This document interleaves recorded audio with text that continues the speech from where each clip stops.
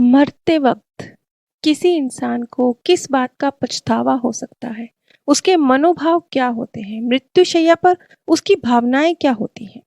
इस विषय पर एक पुस्तक है the top 5 regrets of the dying, जिसे ब्रॉनी वेयर ने लिखा है, जो कि एक नर्स रही हैं और उन्होंने अपना पूरा जीवन इसी तरह के लोगों के बीच में जो मृत्युशैया पर हैं और अपना आखिरी समय व्यतीत कर रहे हैं, उनके साथ बिताया है। पिछली कड़ी में हमने जाना कि ब्रॉनी वेयर बचपन से ही, शायद ये उनकी किस्मत थी, इसी वजह से बचपन से ही वो बुजुर्गों के साथ रही हैं। उनके माता पिता कार्यवश उनसे दूर रहते थे और अधिकतर समय उनका अपनी नानी के साथ व्यतीत होता था। तो नानी के साथ जो उनके रिलेशनशिप थे और नानी के साथ किस तरीके से उन्हें परवरिश मिली, इसका जिक्र मैंने पिछली कड़ी में किया था। लेकिन इस चीज़ से ये बात क्लियर होती है कि जैसे सामान्यतः बच्चों का रुझान अपने माता-पिता की तरफ होता है, उस उनके बाद दादा-दादी या नाना-नानी की तरफ होता है। लेकिन ब्रॉनी वेयर, शायद उनकी किस्मत में ही ये चीज़ थी कि किस तरीके से वो बुज़ुर्गों के मनोभावों को समझें, उनके लिए कार्य करें। तो बचपन से ही उनका रुझान माता-पिता से अधिक अपनी नानी की तरफ था। इसी पुस्तक से आज मैं आप लोग के साथ जोसेफ का केस शेयर करने जा रही हूँ। जोसेफ, जो कि एक 94 इयर्स के बुजुर्ग थे और ब्रानी वेयर के पेशेंट थे। जोसेफ को डॉक्टर्स की तरफ से लगभग जवाब मिल चुका था कि पता नहीं कि उनके पास कितने दिन हैं या महीना है। ये बात उनके परिवार के लोग जानते थे, लेकिन वो जोसेफ को ये बात नहीं बताना चाहते थे। इसलिए उनकी पत्नी, उनके पुत्र और उनके पोते-पोतियों ने ये डिसीजन लिया कि वो जोसेफ को इस बारे में नहीं बताएंगे कि वो अपनी मृत्युशैया पर हैं। लेकिन जोसेफ जिस मानसिक और शारीरिक हालातों से गुजर रहे थे, उनके लिए ये कोई पहेली नहीं था। उनके परिवार के लोगों को लगता था कि उन्होंने उससे ये बात छुपाई हुई है कि जोसेफ मृत्युशैया पर है, पर जोसेफ ये बात जानते थे। शायद आखिरी समय पर चाहे डॉक्टर्स के द्वारा, नर्सेस के द्वारा, पूरे परिवार के द्वारा भी ये बात छुपाई जाए, तो भी दिल का कोई कोना जानता है, फीलिंग्स जानती हैं, शरीर जानता है, मन जानता है कि ये आखिरी वक्त है। जोसेफ का एक बेटा जो उसी शहर में रहता था, वो जोसेफ से रोज मिलने आता था और कुछ देर दोनों में बातचीत होती थी। जोसेफ का दूसरा बेटा दूसरे शहर में आता था, जो कभी कभार ही मिलने आ पाता था, और बेटी विदेश में रहती थी। लेकिन हैरानी की बात ये थी कि जोसेफ और उनके बेटे के बीच में अधिकतर काम को लेकर बातचीत होती थी, बिजनेस को लेकर बातचीत होती थी। एक दिन जब ब्राउनी ने ऐसे ही जोसेफ से बोल दिया कि आपका बेटा बहुत अच्छा इंसान है, तो इस पर जोसेफ ने कहा, उसे सिर्फ मेरे पैसे में दिलचस्पी है।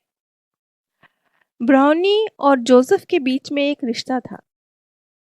ब्राउनी उनसे बहुत प्रेम से बात करती थी, कभी उनके पैरों की मालिश करती थी, कभी उनके सिर की मालिश करती थी, उनकी कंघी करती थी। और वो ब्राउनी के साथ अपनी जीवन की बहुत सी कहानियां शेयर किया करते थे। लेकिन इस सारे प्रोसेस में एक चीज समझ आ रही थी कि जैसे एक अपनेपन का भाव होता है, मनोभावों का आदान प्रदान होता है, दो लोग बैठकर खुलकर जीवन की, दिल की, बिना ये सोचे कि सामने वाला क्या सोच रहा है, बातें करते हैं। ये जो दुलार है और मनोभावों का एक्सचेंज है, ये जोसेफ की लाइफ में नहीं था। इसीलिए अब जब वो मृत्यु की कगार पर थे, तो उन्हें ब्रॉनी का साथ अच्छा लग रहा था। ब्रानी कहती है कि उन्हें इस आनंद की आदत होने लगी थी और मुझे भी अपने क्लाइंट्स को दुलारना अच्छा लगता है, और यही वजह थी कि मेरी निकटता जोसेफ के साथ बढ़ती जा रही थी।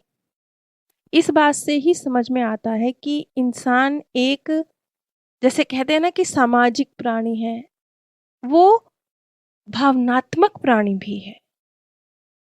हर चीज अपनी जगह है, लेकिन अगर सच्ची भावनाओं का आदान प्रदान हो रहा है, वो बहुत बड़ी चीज है। इसीलिए एक रिसर्च में ये चीज भी निकल कर आई थी कि जिन लोगों के पास धन बेशक थोड़ा कम रहा हो, सामाजिक रुतबा, शोहरत, दौलत कुछ कम रही हो, लेकिन अगर परिवार में प्रेम रहा है, पति पत्नी में प्रेम रहा है, बच्चों के साथ रिश्ते अच्छे रहे हैं, तो वो लोग ज्यादा हैप्पी लाइफ लीड करते हैं। और इसके विपरीत, अगर आपको दुनिया की हर चीज हासिल है, लेकिन प्रेम हासिल नहीं है परिवार के सदस्यों में, जो भावनात्मक लगाव होना चाहिए, अगर उसकी कमी है, तो ऐसे लोग अपनी लाइफ से हमेशा अनहैप्पी रहते हैं और जोसेफ उन्हीं में से एक थे। अब एक तरफ तो ये अच्छी बात थी कि ब्राउनी के साथ उन्हें अच्छा महसूस हो रहा था, लेकिन दूसरी तरफ दुःख की बात भी थी कि इतनी गहरी एक इंसानी ज़रूरत को, इंसानी फीलिंग्स को वो अब मृत्यु की कगार पर आकर जाकर उन्होंने इस बात का एहसास किया कि शायद उन्होंने जीवन गलत जिया।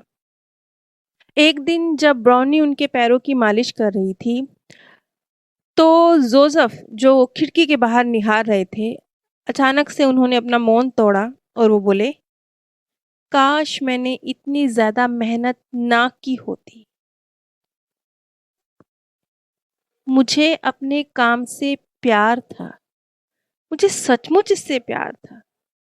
यही कारण है कि मैंने इतनी ज़्यादा मेहनत की, जिससे कि मैं अपने परिवार की, उनकी ज़रूरतें पूरी कर सकूं।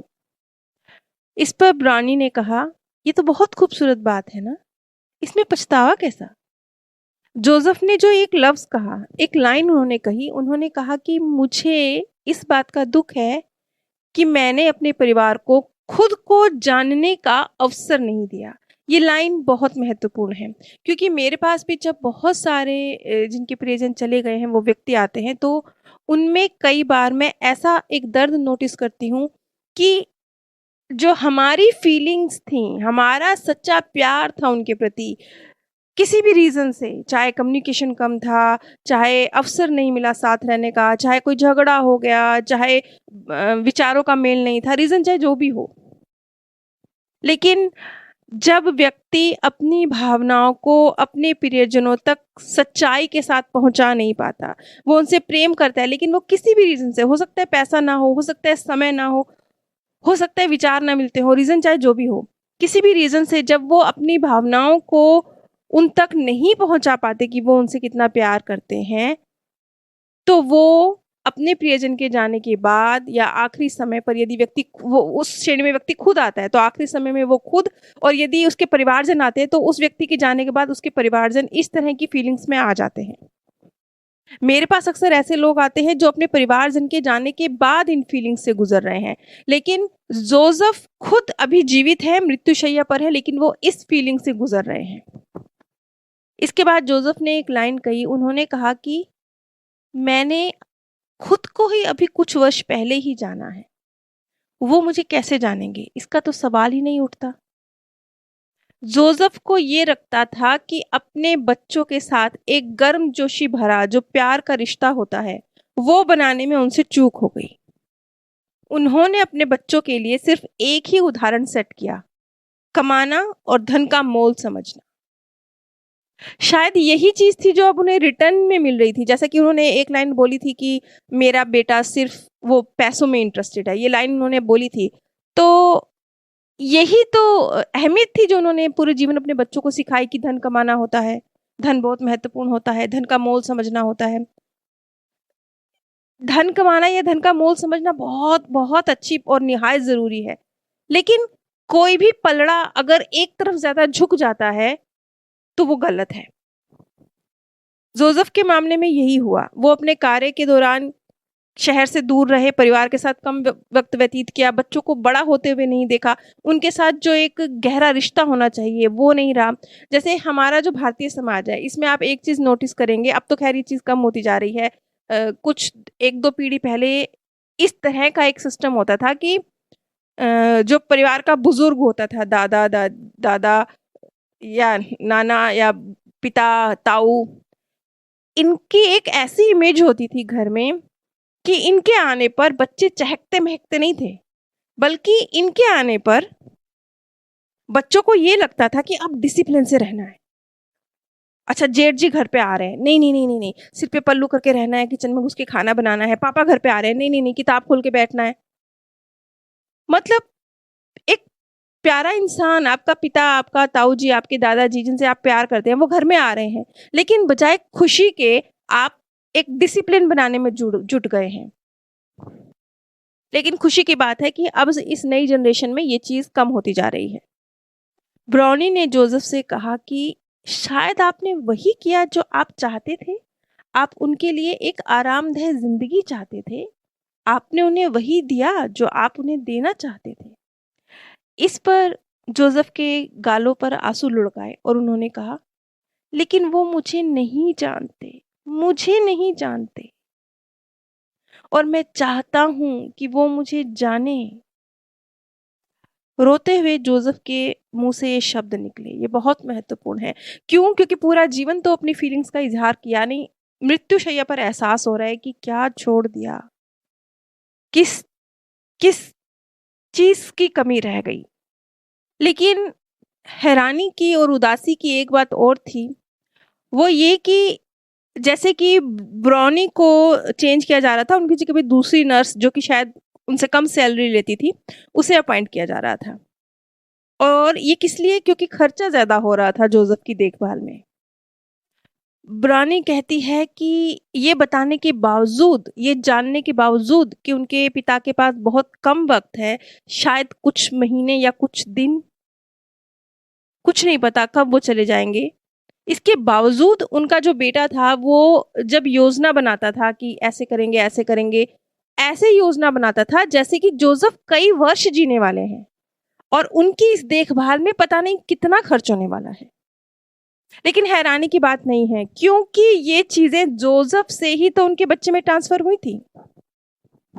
जब ब्राउनी को जोसेफ की देखभाल से हटाया गया तो ब्राउनी कहती है, मुझे इस बात का बहुत दुख था कि इतना वक्त जो मैंने उनकी सेवा की है, हमारे बीच में एक बातचीत का सिलसिला बना है।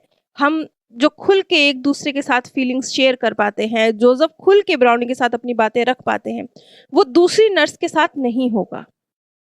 लेकिन फिर भी ब्राउनी को जोसेफ की देखभाल से अलग कर दिया गया। लेकिन ब्राउनी फिर एक बात कहती हैं, जैसे हम कई बार किस्मत के हाथों मजबूर होते हैं, तो उसने यही कहा कि शायद ये घटनाएं भी जोसेफ की जीवन यात्रा का हिस्सा थी। और एक बिल्कुल दिल को छू लेने वाली लाइन है, मतलब ये लाइन ऐसी है जिसे आप ये शब्द नहीं है, ये सिर्फ महसूस करने की बात है। उन्होंने एक बात बोली ब्राउनी ने कि गले लगाना, मुस्कुराना, ये किसी भी शब्द से ज़्यादा बड़े हो जाते हैं। नहीं समझ आ रहा ना परिवार के साथ रिश्ता, नहीं जम रहा ना कुछ, नहीं हो पाते ना किसी एक बात पर एक, लेकिन कुछ ना बोलें। अगर आप सिर्फ गले लगा देते हैं, मुस्कुरा देते हैं, तो ये करोड़ों, अरबों, खरबों शब्दों से ज़्यादा महत्वपूर्ण है। खैर, जैसे ही ब्राउनी को उनकी जॉब से निकाला गया, उसके थोड़े ही दिनों बाद, 1 हफ्ते बाद ही ब्राउनी को ये मैसेज आया कि जोसेफ की मृत्यु हो गई है। लेकिन ब्राउनी कहती है कि फिर भी मैं खुश थी, क्योंकि अब उनकी ज़िंदगी में और बेहतर कुछ होने की उम्मीद नहीं बची थी। ये ज़िंदगी के वो क्षण होते हैं जब मृत्यु जीवन से कहीं ज़्यादा महत्वपूर्ण, ज़रूरी होती है, खूबसूरत होती है, क्योंकि कोई भी चीज़ हमेशा एक जैसी महत्वपूर्ण, यूज़फुल, खूबसूरत नहीं रह पाती। इसी तरह से हमारी ज़िंदगी है।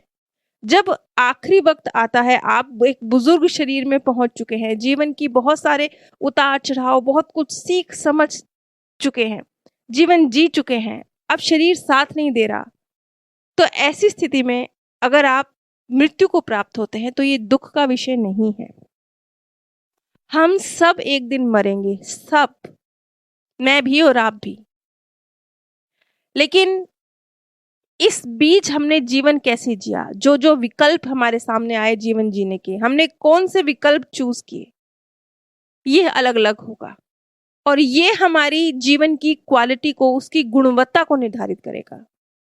जोसेफ की कहानी यहीं समाप्त होती है और एक शिक्षा हमें देकर जाती है कि अपने समय को अपने परिवार को दीजिए, उन्हें गले लगाइए, मुस्कुराइए, हाथ पकड़ लीजिए, बालों को सहलाइए।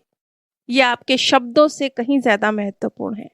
आपके धन कमाना जितना महत्वपूर्ण है, उससे ज़्यादा महत्वपूर्ण आपका आपके परिवार को समय देना है। अगर आप मेरे द्वारा शोक सभा में शांति संदेश चाहते हैं, तो आप नीचे दिए गए व्हाट्सएप नंबर पर संपर्क कर सकते हैं। आप सभी पर परमात्म सौंदर्य, प्रेम और आनंद सदैव बरसता रहे। आप सभी दिव्य परम धाम में स्थान प्राप्त करें। आप सभी पर परमात्म सौंदर्य, प्रेम और आनंद सदैव बरसता रहे।